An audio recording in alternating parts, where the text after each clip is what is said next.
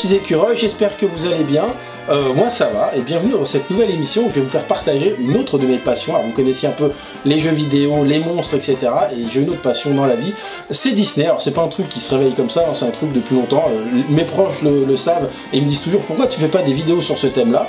Alors c'est vrai qu'il y en a déjà plein qui existent, et bien là on va pouvoir parler de Disney dans son ensemble général, hein. Ça va partir des films, des cartoons, des personnages, des jeux, bien sûr il y aura du jeu vidéo, et aussi comme vous voyez du parc, et des parcs, et là en l'occurrence de Disneyland Paris, puisque comme vous avez lu sur la miniature, on va parler de la saison d'Halloween 2018 au parc Disneyland Paris. Donc la saison d'Halloween a lieu du 1er octobre au 4 novembre 2018 forcément, puisque c'est cette année, donc il reste plus beaucoup de temps à partir du moment où vous regardez cette vidéo.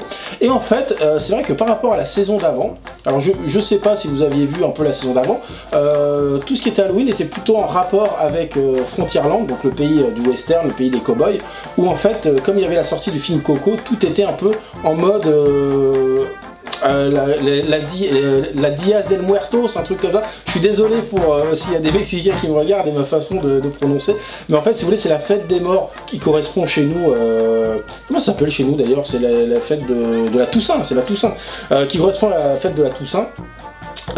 Disons qu'eux ils ont tout un folklore particulier, et Frontierland s'était habillé complètement aux couleurs donc un peu orangées, aux couleurs mexicaines, etc. Donc ça c'est resté, donc je dis ça comme si c'était passé, mais cette partie est restée. Sauf que cette année ce qui est assez intéressant, c'est que dans tout Main Street en fait, Main Street est habité par les fantômes. Alors, il y a des fantômes cartoon, il y a par exemple les lampadaires qui sont devenus orange avec des chapeaux de sorcières, et en fait c'est vrai que le parc a un peu plus joué le jeu cette année sur le côté Halloween que l'année dernière, et c'est plutôt intéressant et plutôt joyeux. Et donc bon voilà, vous voyez, hein, je vais mettre des petites photos pendant, voilà, il y a aussi moi entre deux fantômes, hein, voilà. Et ce qui est marrant, c'est qu'en fait quand on rentre dans Disneyland Paris ou dans Main Street, il y a de la musique, et cette fois-ci ils ont mis une bande son qui est au-dessus de la bande son, ce qui fait qu'en fait on entend la musique souvent, alors pas forcément avec des thèmes d'Halloween, il y en a de temps en temps, mais il y a le thème de Main Street qui est normal, et par-dessus on va entendre des bruits de fantômes, des cris, des rires un peu, comment dire, des rires sardoniques, voilà, ce genre de choses. Voilà, ensuite, grosse déception quand même au niveau de Frontierland toujours, c'est-à-dire que eh bien, Phantom Manor n'a toujours pas réouvert, ce qui est assez dommage. Parce que, et vous allez voir pourquoi en plus d'en dire, je vais faire un tweet, c'est complètement incroyable.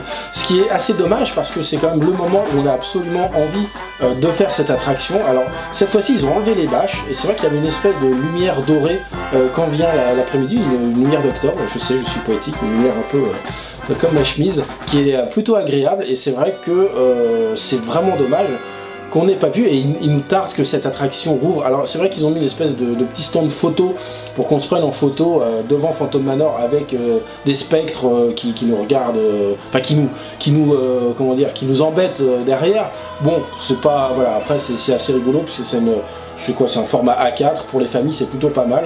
Et en plus ils ont mis la photolocation de Monsieur Jack, de Jack Skellington.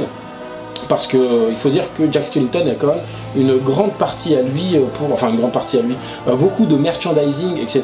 est vraiment dédié à cet univers-là, et il dépasse un peu le cadre des boutiques qu'on voit actuellement. Donc, pourquoi je voulais revenir sur justement cette histoire de Phantom Manor, c'est parce qu'effectivement, donc qu'est-ce qu'il y a aussi, qui dit Disneyland Paris dit parade, et effectivement il y a une parade d'Halloween, il y a un spectacle d'Halloween, soyons tous méchants, voilà, bon ça, je vais pas vous mentir, je ne l'ai pas vu.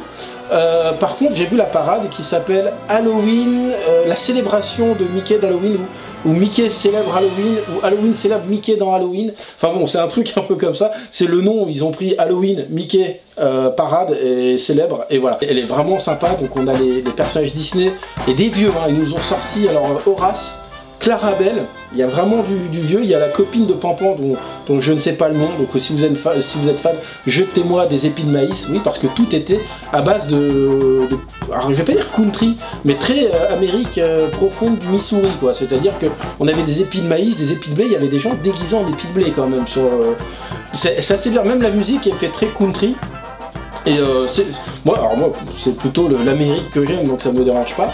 Et donc on avait tantôt comment dire, on avait les personnages donc déguisés en Halloween, par exemple on a Donald qui était un peu en mode diable, etc., qui faisait des farces.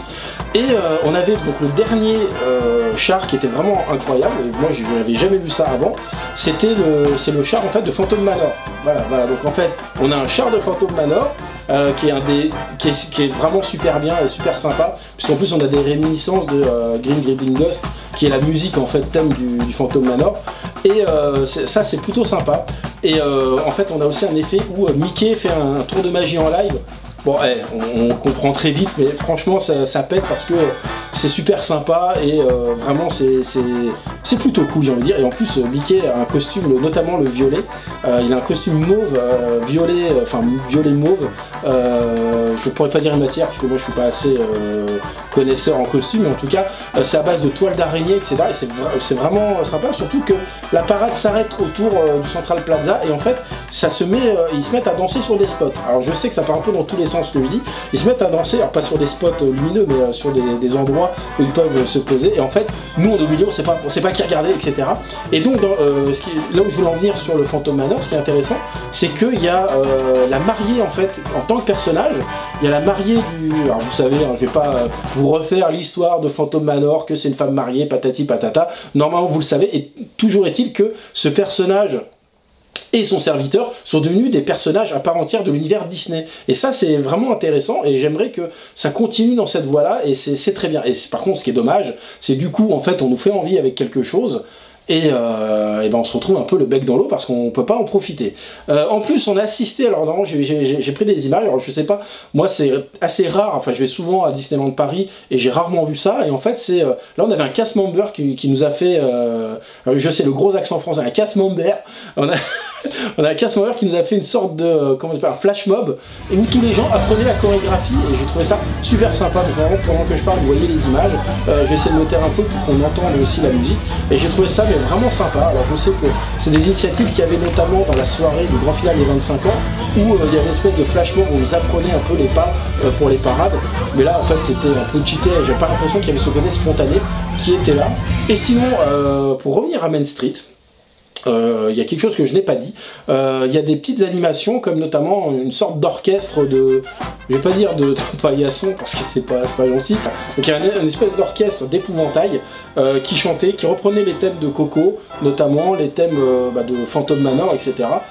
Et vraiment, j'ai trouvé que cette saison d'Halloween, alors pour l'instant on n'a pas fait la soirée d'Halloween, on n'a pas fait le grand, le grand final, mais la grande soirée d'Halloween, il y a la parade vraiment fantasmagorique, etc. C'est pas cette soirée-là, c'est la saison, mais avec Noël, c'est quand même une des plus belles, des plus beaux événements de l'année. Halloween et Noël, c'est vraiment le duo gagnant quand on va à Disneyland Paris. Et là, si vraiment vous avez l'occasion d'y aller, je vous le conseille, évitez les week-ends parce que c'est blindé, surtout avec les vacances. Voilà. Par contre, attendez bien les petits spectacles et tout ça parce que ça vaut vraiment le coup. Après, bon, je vais pas encore parler non plus, mais peut-être je le ferai plus tard, des petites spécialités d'Halloween. Donc il y a le Lucky Nugget qui a un menu spécial Halloween avec un plat spécial et un dessert en forme d'œil. Je pense qu'il est temps de finir cette vidéo et je vous retrouve donc la semaine prochaine où cette fois-ci on parlera d'une attraction, d'une nouvelle, mais pas si nouvelle. Allez, je vous dis à la prochaine.